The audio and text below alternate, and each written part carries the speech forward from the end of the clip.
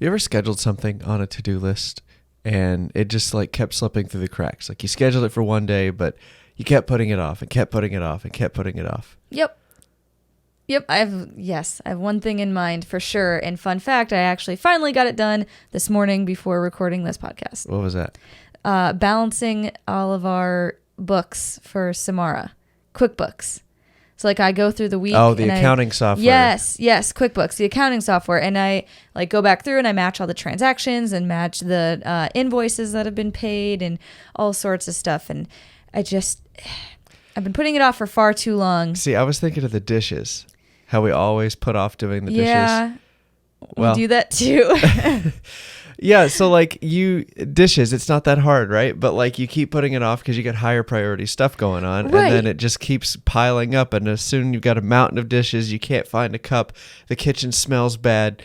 And you just can't be bothered to do the dishes. Now it becomes a legitimate task. And right. You don't have time like to now do it's going to take a long, long time rather than, however long it would have taken to just. And you're hungry, you're tired, you come home from working, and the crabby. last thing you want to do is do the dishes. Yeah. So today we're going to talk about how you can get the dishes done and move on with your life. Yes. Roll the intro. Welcome to the Let's Quit podcast. Quitting is not always a bad thing. If you have the right mindset, quitting can be the most powerful tool you have on your journey to success. It's certainly been helpful for us. Whether it's flying through hurricanes, building our businesses, or just trying to get to bed on time, we're always trying to level up and improve our lives. This is the show where we share the lessons, experiences, and friends that have helped us live this incredible life. So let's quit the bad and grow the good together.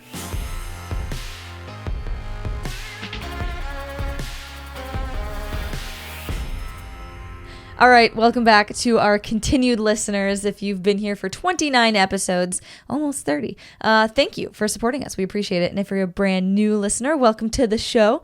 We like sharing our life lessons that we've learned with all of our friends and just growing together. We are a listener-supported show, so if you want to support us, honestly, the best way right now is just sharing the show. Yep. Whether that's on Instagram, whether you send your friend an email about the podcast, word of mouth, whatever it may be, that would be the best way to help us out. Yeah, so we really appreciate that for those of you that do share the show. We know that it happens quite a bit, so we just want to say thank you. So story time, weekly update. Yes. What do we got? Anything juicy? I feel like we haven't done a whole lot, like for us, by our standards. Like, you mean like progress-wise in the business, or like personally for us, like in our personal both. lives? We just really haven't been doing a lot. We've been taking breaks, which is nice. Yeah. I mean, that's really hard for Jennie and I to do. It's really hard for us to slow down, take a break, take inventory, and just, prepare for the next chapter, I guess. Yeah, it's like we keep our heads down for so long, and then we like pop back up after a couple of weeks, and we're like, whoa, we haven't done anything else. Oh, I'm really tired. I wonder why. Yeah, I'm tired. I have a headache. The dishes aren't done, But so we've been taking some breaks, which has been really good and needed over the past few months. So some of that involved like surfing. Like we finally went back to the beach and I got to try out the new surfboard. You got up on your first or second try. Like you picked it up really fast. It was fun. It was, the waves are pretty small. Like I will say that, but I know those are best to learn on. Yeah. But I mean, still, like you did way better than Eric and I did on our first day. Oh, that's just because I'm better than you and Eric. I'm just kidding. Well, probably. I'm kidding. But yeah, that was a good time. I feel like the day goes really fast when you're surfing because you're like, man, I missed that wave. All right, next one. All right, next one. And before you know it, you've waited on like 8 next waves and it's been like 30 minutes. Well, the timing is really hard because sometimes you get a wave that breaks too early and you think it's going to be big, and then by the time it gets to you, it's died out. Or in this case, like the rip current kept pulling you like to the south end of the beach. Right. And I don't know. I would look up and I would see you another 100 yards away further down. I mean, it's a big, long beach. It's not like she was getting pulled out to sea or anything. No. But I don't know. It's just kind of funny because when you lose, I mean, you were in like waist deep water, right? And so yeah, it's not very deep where we go. Right. But if it gets a little deeper than that, I mean, how waves work is like it needs to get shallow in order for the wave to break. And if you're standing in a deeper dip, like all the waves are going to like lose their energy in that dip. And I think you kept finding yourself in a dip because toward the end, you weren't familiar with where you were because you kept getting pulled down the beach. So right. you could never get a hold of like what the terrain was under your feet. So it's hard. I mean, it's hard. The timing is everything. And I think I accidentally stepped on a crab. Oh my gosh, I stepped on something. I don't know what it was, a crab or a rock or something. I cut my foot really bad. It felt like a shell. It was, I don't know, and I felt something move. I think I like stepped on it and its little pinchers like came up and touched my foot or something. I've grabbed a crab like that. I fell off the surfboard and like my hand landed on top of one of those crabs and he was not happy. He cut my thumb in a couple places. But he'd probably not. I wouldn't be happy if somebody landed on me. But anyway, so that's what we've been up to, or that's one of the fun things we've been doing. You've been selling some cutting boards in the background too. Orders have sort of been trickling in. I mean, people from a long time ago. So we have a woodworking business and we mail cutting boards to real estate agents or anybody that we think can use our boards as a gift.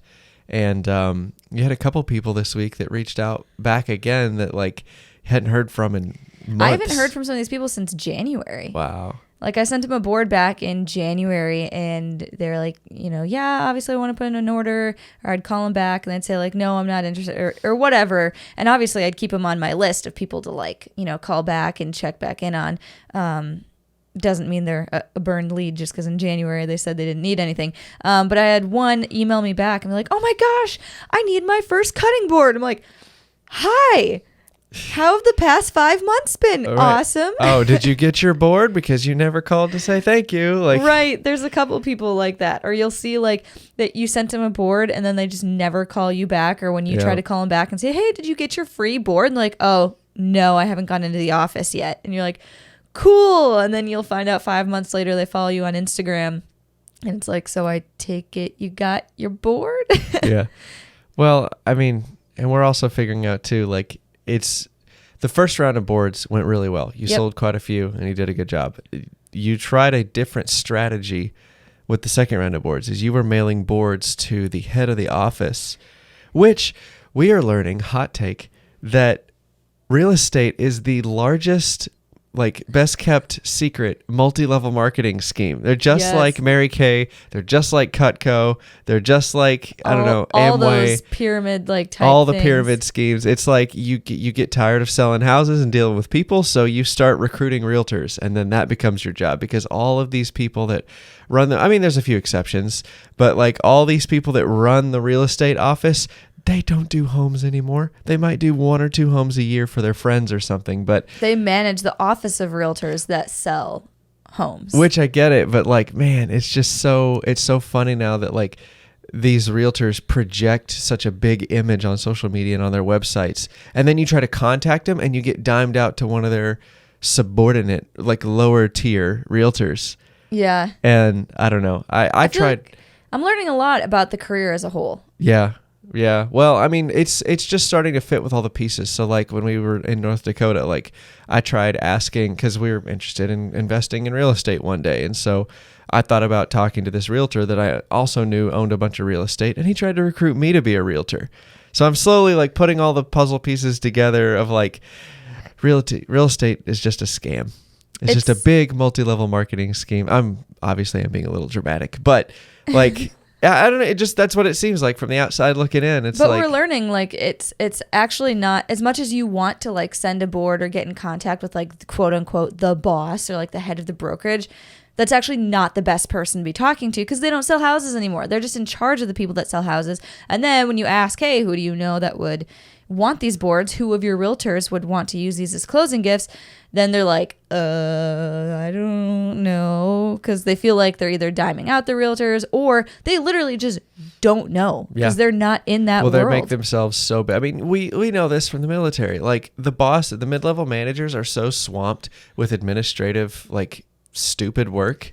That's the nicest way I can say that like they have no idea what's going on in the lives of the people around them. And so like we straight up asked this one guy, we're like, yo, who's your number one who closes the most homes? And he's like, I don't know, I'll have to get back to you. And we're like, okay, cool.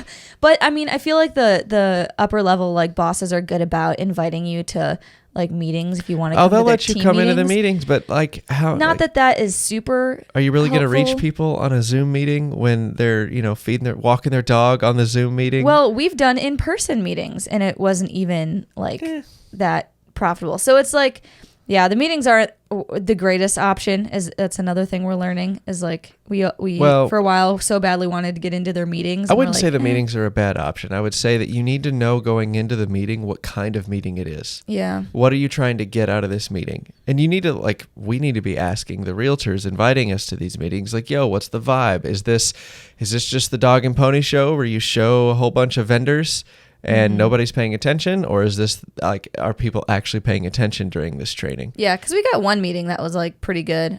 Yeah, the one we did in person. Right, but anyway, you just got to figure out your audience before you waste a whole bunch of time going there and realize it's not what you thought it was. Yeah, I think it's a combination of knowing your audience and then also knowing what you want to go in and accomplish. Yeah, like do you want to try to sell boards? Are you just trying to get known? Are you just getting your name out? Or what's your goal with the presentation too? So just like everything in life, when you start trying to make progress on a goal, you realize that this task is much larger than it actually seems at surface level. It's not just going to the meeting and talking to people. It's okay, well, what kind of meeting is it? Am I even going to be taken seriously? And hashing out all those details. So, but you also can't get bogged down to where you don't go to the meeting. Like that's right. We have that tendency too. Or it makes you so nervous about the meeting that you don't perform well, or you want like so much information about the meeting that you are now bothering the person that's invited you to the meeting because they're like, oh my gosh, like I don't know, it's just a normal office meeting. Like come talk about your business. Yeah. So I don't know. If I was inviting somebody to the meeting, I would want to make sure that they understood what they were coming to. Yeah. But then again, I'm not everybody, so. Yeah. I'm weird. I'm a special snowflake. Oh, yes. You're such a special snowflake. Anyways, so that's what we've been up to. That's pretty much it. We have one more thing. Oh, yeah. So we mentioned a couple episodes ago, and again, we're not going to get too deep into this, but our YouTube stats are not doing great right now. We thought that maybe that was because we posted a whole bunch of short videos.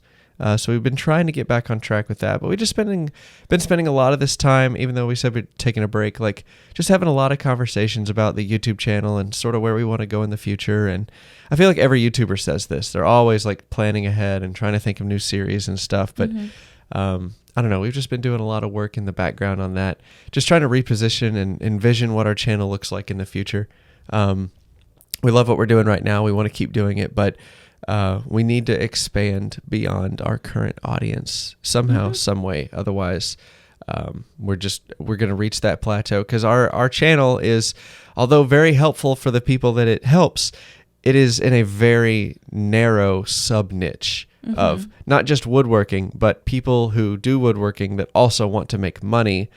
Also people that agree with us on the same business principle, because there's more than one way to run a business. Right. And there's a lot of people that disagree with us and don't want to see anything that we post. So I get that, but that just keeps pigeonholing us into a back corner of YouTube. Jimmy DeResta always talks about this guy in the basement of YouTube, turning valves on to let people's channel grow. Yes. It's our valve is tucked behind some others behind the boiler. Nobody likes going to it. So it's really hard for that guy to turn the valve on to let our YouTube channel grow and get more views. Yeah. I hope that makes sense. If you've not heard that analogy before. From Jimmy DeResta, yeah, you're going to be like, what the heck? Anyway, that's just kind of where we're at right now. And we need to put our valve in a better spot. I guess that's what I'm trying to say. We need to appeal to, it's such a double-edged sword. We want to appeal to a broad audience, but that means you're not helping as much. Your breadth is wider, but your depth is shallower. And I don't know, we've just got to balance that. And anyway, yeah, that's about all I can say without getting too in the weeds. If I'm not there already. All right. Transition to the title topic. All right, Jenny, hit him with a quote. All right. So this week's quote is from David Allen. He was the one that wrote the book Getting Things Done. We've quoted him before. We like him. Yes, we do like him. And a lot of today's title topic comes from his concepts. But anyways, the quote says, I am rather like a mosquito in a nudist camp. I know what I want to do, but I don't know where to begin. Yes. That's a pretty good one. Yes, that was a pretty good one. And it's so true, but he just wraps it up in such a perfect, colorful way. All right. Quit doing the dishes. What do we mean by that? Stop doing them all together. Let Done. all the dishes sit in your sink. Never do them. Done. Catch you on the next podcast. Got it. So for us, like, dishes are a difficult thing. I'm like totally taking dishes out of concept, and we're blowing it into a much larger problem just to illustrate the point of what we mean. So I know it sounds silly, but we are the type of people that are just, we make ourselves so busy that the dishes just start to pile up. We never get around to doing them. We don't like doing them when we have to do them because it's slowing us down from something else. We don't have, or we didn't have, a good system for our dishes. And I think dishes can be, like, you guys know your own scenarios and lives much better than you know ours. So there's something in your life that you keep putting off, you keep neglecting. It's something you have to do. It's not something that you can like totally eliminate, but you keep putting it off and putting it off and putting it off. And we want to share what we've learned with the silly dishes to maybe help you automate some things that take up too much of your time. Maybe it's like picking up all your kids' toys off the floor. Or maybe it's organizing papers in your office, or that junk drawer that like everybody has that just grows to be 2 or 3 junk drawers before you know it. Yeah, maybe it's like you keep tripping over shoes in the doorway because you don't put them away. I don't know what it looks like for you. It might be something far more important than that. It might be a work task, or it might be a family task. It might be taxes. It might be something that you're just ignoring because it sounds too big or too scary, and you don't want to dedicate the time to slowing down and doing it right. And we want to give you a couple strategies that we've learned to maybe help you with that. So, again, the goal here isn't to laugh at us because we suck at doing the dishes. It's to understand that maybe it is. Maybe that is your goal. If that's the case, hi. Hi. So, like, approaching a problem like this, no matter how big or small, and coming up with a systematic way to deal with it in the future is it's the foundation for, like, running a business or getting a raise or trying to put your life in a better position than it is currently. Like, that's the foundation, is your problem-solving skills in order to appropriately manage your resources, whether that be time or money or whatever. So that's kind of where we're at with that. So the first concept we want to teach is that the best step is no step. Jennie, you want to break that one down? Like, if you don't have to take the time to sit down and make a specific step for whatever process you're doing, obviously that's the fastest, because then there's nothing that you have to do. So like for us, for dishes, what that would look like is maybe we would buy all paper plates and paper cups and plastic silverware just so we literally don't have to physically do the dishes. There is no step. No dishes ever again. Yay. No, but seriously, that's expensive because now you're buying a ton of paper plates, and that's going to very quickly add up to the same price that it would be just to like buy the nice set of Corelle plates or whatever. So that doesn't actually solve your problem long term. Well, it does. It does solve the problem of doing the dishes, but it comes with so many drawbacks that it's not worth implementing that solution. Number one, it's terrible for the environment. We're not super hippies or anything, but anyway, like, that's a lot of plastic cups. Any way that we can help out, is what we're going to try to do. So, like, that's just a ton of waste. It also like piles up the garbage. Like, you're going to cause another problem with having too much garbage, and the garbage man's going to be mad at you because you got too much garbage out on the street. So there's that problem. And then not to mention the expense. It's a lot more expensive to buy paper plates and paper cups than it is to just do the dishes. So for those reasons, it's not a good solution for us to eliminate doing dishes completely, because it just makes more problems than it solves. Unless you're a college kid who just lives their life that way on paper plates and plastic cups. There's a season of life for that, but I think we're past it. So absolutely. Anyway, just wanted to throw that out there. Sometimes you can eliminate a step. Just think outside the box, and sometimes the problem you have doesn't need to be solved. Yeah, sometimes. You can just completely eliminate it. What was the YouTube video we just did a couple weeks ago? Oh, yeah. Where it was, with the boxes. Oh, yeah. Like, there was the return to sender issue. So some of our cutting boards were getting returned to sender, and we thought we had to tackle this whole return to sender issue, come up with a system for that, but we realized that was just a waste of time.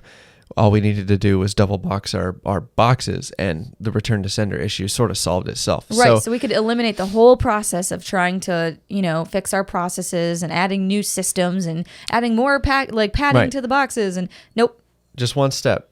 We added a step to double box our boards, and then if we get a return to sender, we slap a new label on it, call the customer, and try it again. So we don't actually need to solve the problem. We just mitigated it. So because what is it that Martin, who does the marble machine, always says? It's similar to this. The best part is no part. Yeah. Yeah. Like when he's trying to build the marble machine. If you haven't seen it, it's amazing. We'll link in the show notes. But like he's a fantastic, like genius level musician from Sweden.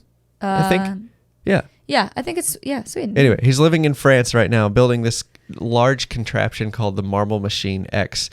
He was inspired by a woodworker, Matthias Wandel. Like he had a couple of viral videos early in YouTube of his little marble machine contraptions built out of plywood, and he was inspired by that to build a musical instrument.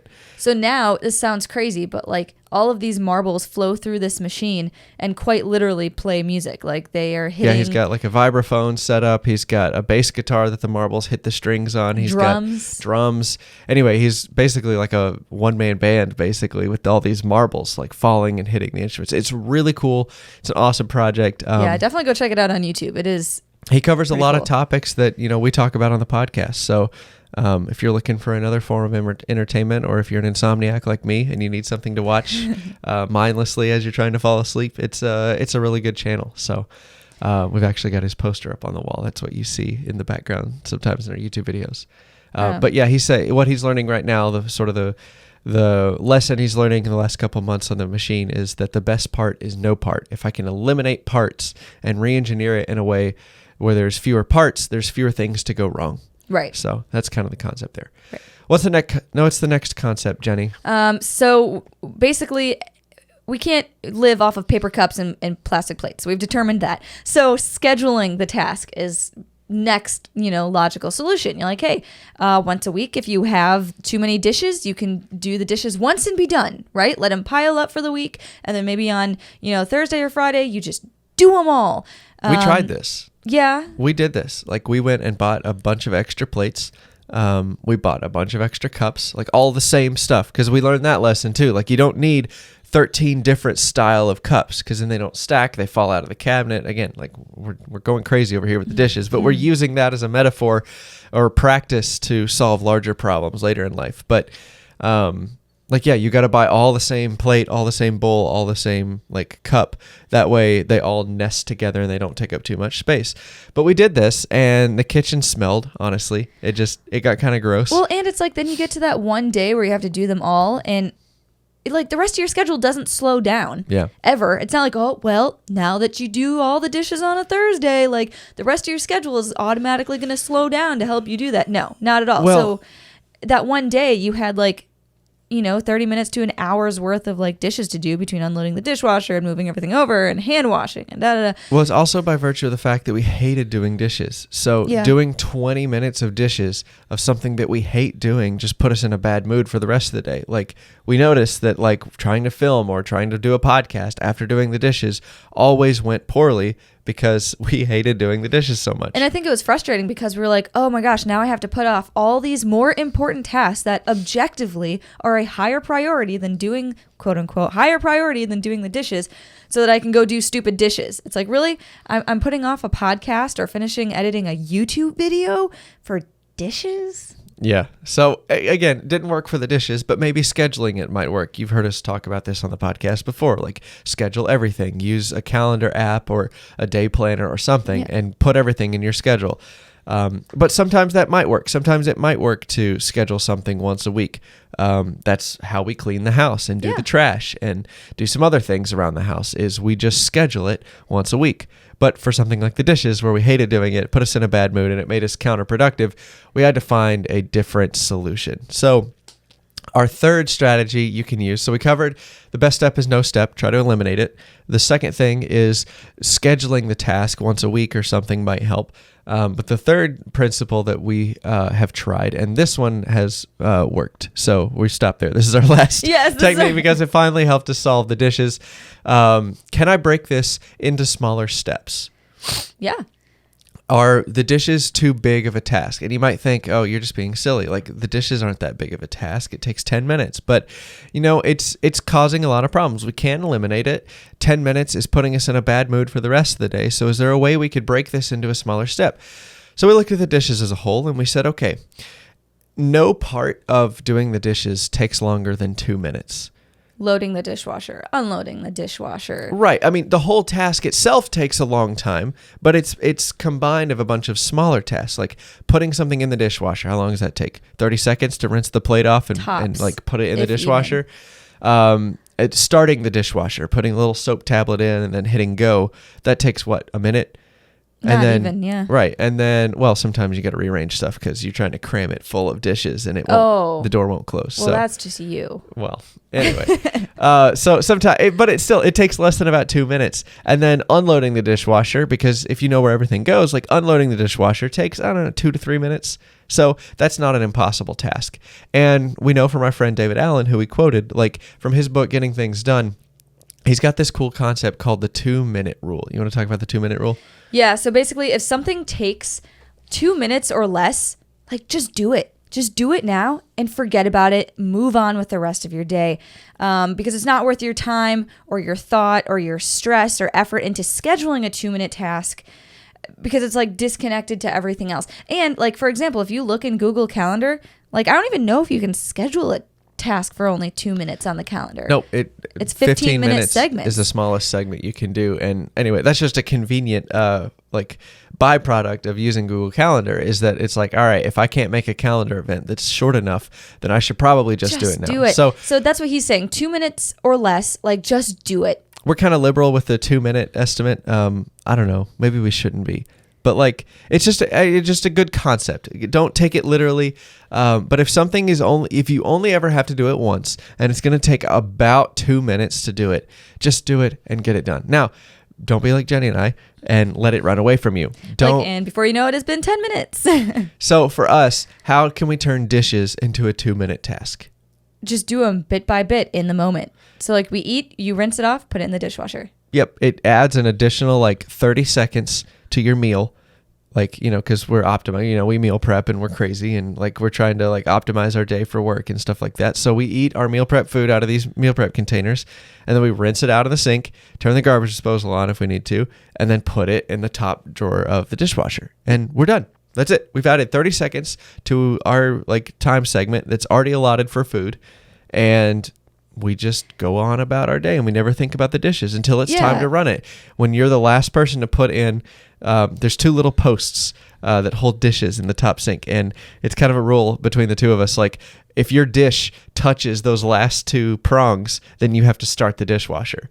So that's it. And you've added an additional 30 seconds to that, and you've got a 2-minute task now of doing the dishes. And we haven't had a sink full of dishes in a while since. Yeah. Well, I mean, we do when we meal prep, but like that's part of the meal prep process, is like it's doing cleaning the dishes. up all the dishes, that because we schedule time to meal prep, which Right. includes cleaning up after like a big meal prepping day. But I also think a lot of like you underestimate just how little time it takes to do some of this stuff. Like, washing a pot or a single pan. You're like, oh, well, I'm going to leave that there because that's going to take me like 10 minutes to do. It's like, no, it really doesn't. It does take closer to 2 minutes. So I think it's... Does it take 10 minutes to do, or does it take 10 minutes to convince yourself it's worth doing? Correct. The second one. So sometimes like set a timer for yourself and see how long some of these tasks actually take. Because like rinsing out a pot or a pan and washing it quick, a lot of times takes 2 minutes. Yeah. I don't know. Well, it sounds like we're into some action steps. So let's jump into there. We don't have a transition for action steps. We just kind of jump into them. Yeah, we're just so excited by this point. We're just like, let's just not waste our time. Let's just go. All right, here we go. Number 1, identify something in your life that keeps slipping through the cracks, and try these methods. That's your first action step for this week. The second one, start using timers to see how long tasks take you. Jennie already gave you that one, so you're one step ahead of the game. That's okay. I cheated. I said it early. But yeah, so just identify something and then put a timer on it. Don't try to rush. Don't try to like minimize the time. Just, you're in the research phase. You're just trying to see how long it takes you to do it. Right. And then if you can use the 2-minute rule. If you can get your task under 2 minutes, or you can break it into smaller steps, you don't need to schedule it anymore. Just do it as soon as you see it. Another quote that we considered for the podcast was also by David Allen. He's like, your brain is good for coming up with things to do, not for holding them. Right. Your brain is really good at problem solving and coming up with ideas, not for holding on to things. So you need to have an inbox and a schedule and everything else. You don't, like, how many times a week, Jenny, do you like say, oh, we need to do this? And I'm like, okay, write it down. And you're like, no, I'll remember. Yeah. I feel like that you expect your brain to do so much more than it actually can sometimes. I mean, like, your brain is a really good problem solving machine, but it's not best at memorizing large amounts of information. It's not a great remembering machine. Right. Especially in the information age where everybody has pen and paper, everybody can read and write. And not only that, but everybody's got $1,000 smartphone in their pocket, and we can use these digital tools to help us out and lighten the load. So anyway, yeah. That's basically it. Try to get down to 2-minute tasks and just do it when you see it, because long term, it's not going to, bother you anymore. Yeah. So I hope that's helpful. Let us know. You can always send us an email to letsquitpodcast@gmail.com. We'd also appreciate your feedback as in a review. If you'd like to review the show on your favorite podcast app of choice. I don't know why I'm running out of words. I'm tired. Anyway, so thank you so much. Please share the show, and we'll catch you on the next one. Bye, guys.